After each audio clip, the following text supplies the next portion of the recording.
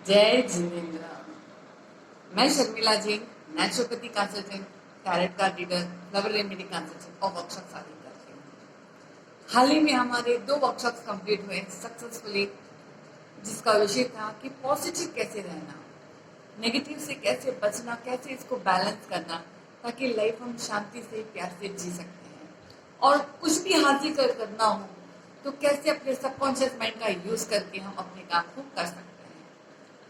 तो ये वर्कशॉप हुआ और अभी जो हमारा विषय पे आते हैं, पिछले वीडियो में जैसे कहा था कि कैसे एज के साथ ग्रेसफुली और प्यार से कॉन्फिडेंट के साथ हम जी सकते हैं, उसी पर हम और थोड़ा सा फोकस करेंगे। तो पिछली वीडियो में मैंने आपको बताया था कि आप जो भी चाहते हो उसको एक बार लिख दीजिए। दूसरा, वो सब ड्रीम लिखिए, वो सब जो आप चाहते हो कि भाई चाहते थे पहले कि भाई मैं ये सब करूं, फिर जिम्मेदारियां बढ़ गई तो आप नहीं कर पाए। अब भी शादी के बाद भी कई ऐसा होता है कि हमको धीरे धीरे लगता है यार मैं भी बच्चों के जैसे कुछ कंप्यूटर में सीखूं, मैं फोन ऑपरेट कर पाऊं, या मैं अच्छी से स्टाइलिश ड्रेसिंग कर सकूं, मेकअप थोड़ा अच्छा सीख लूं, या कुकिंग में कुछ करना चाहती हूँ। और इसमें अगर आपको लगता है कि आप कहीं अटक गए हो, आपको नहीं समझ में आता कैसे करना, तो आप मुझे कमेंट करके बता सकते हैं। I will help you out. आप मुझसे पर्सनली भी आके मिल सकते हैं, तो हम आपको पूरी तरह से हेल्प करेंगे। हमारे पास ऐसे बहुत सारे एक्सपर्ट्स हैं जो आपको बहुत अच्छे से आपकी जो इच्छा है उसको हम पूरा करने में सहयोगी बन सकते हैं। चलिए, मेरे एक वीडियो में मैंने कहा था कि बॉडी को पोस्चर्स को कैसे मेंटेन करना। आप मेरे प्लेलिस्ट में जाएंगे तो वहाँ पे आप देख सकते हैं, क्योंकि आपका बॉडी पोस्चर उससे आपके कॉन्फिडेंस पे बहुत ज़्यादा इन्फ्लुएंस होता है।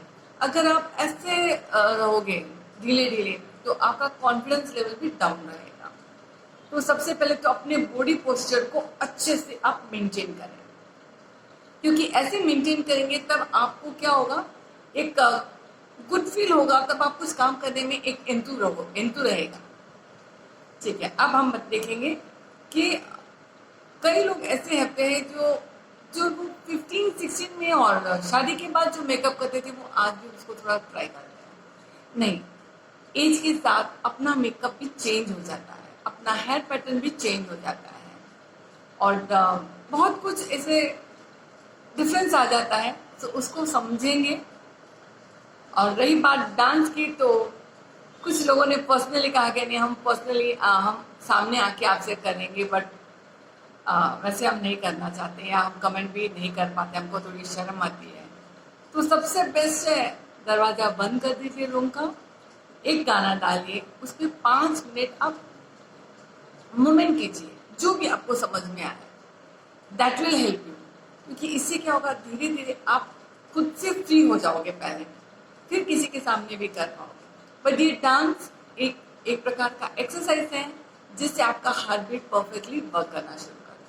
चलिए, अभी एकदम मेन पॉइंट पे आते हैं। देखिए, जो भी उम्र है आज आपकी, अगर आप कुछ भी करना चाहते हो, कुछ भी नया सीखना चाहते हो, तो एक पहला रूल है कि जो पास्ट में आपने कहीं कोई रिग्रेट्स है, यानी कोई पश्चाताप है कि ये मुझे नहीं करना था, मैंने किया, एक बार उसको लिख दीजिए। लिख के ऐसा इमेजिन कीजिए कि मैंने पूरा जो भी है, जैसे मुझे ये नहीं बोलना था, ये नहीं करना था, उन सबको लिख के आप क्या बोलते हैं, उसके टुकड़े कर दीजिए पेपर के। इससे क्या होगा, आपके माइंड को सिग्नल मिल जाएगा कि अब मुझे वो नहीं चाहिए। फर्स्ट। दूसरा, अगर आपने देखो, एक एज नई नई शादी होती है, फिर ससुराल में हमको सेटल होने में टाइम लगता है, दुल्हनियाँ जेठानियाँ वो सब भी होते हैं।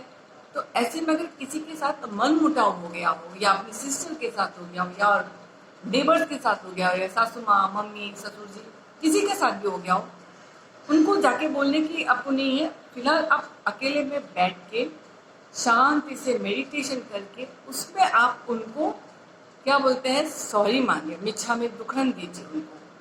इससे क्या होगा, आपका जो ओल्ड बर्डन है, जो ओल्ड बैगेज है, वो खत्म हो जाएगा। इससे आपको थोड़ा रिलीफ मिलेगा। मान लीजिए अगर हमें कल नहीं, अभी मरना है, अभी थोड़ी देर में हम मरने वाले हैं, तो क्या हम किसी के साथ गुस्सा करेंगे, किसी के साथ झगड़ा करेंगे? नहीं ना।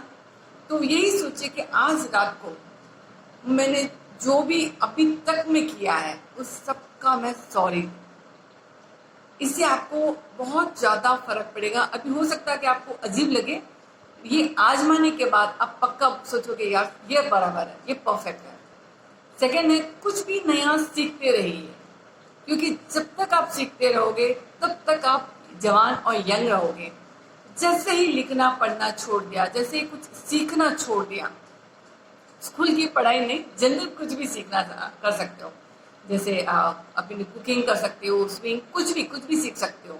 बहुत कुछ है सीखने के लिए। तो जब जब आप सीखते रहोगे आपके ब्रेन में जो न्यूरॉन्स है वो बनते जाते हैं, तो आप हमेशा यंग लगोगे और आपका जो सोल है वो भी खुश रहेगा। सीखते रहिए, खुश रहिए। अगर कुछ भी आपको डाउट हो, आप प्लीज मुझसे कमेंट करके मुझसे क्लियर कर सकते हैं। I am there to help you out. और वर्कशॉप में आप सबका स्वागत है। Thank you so much. Thank you.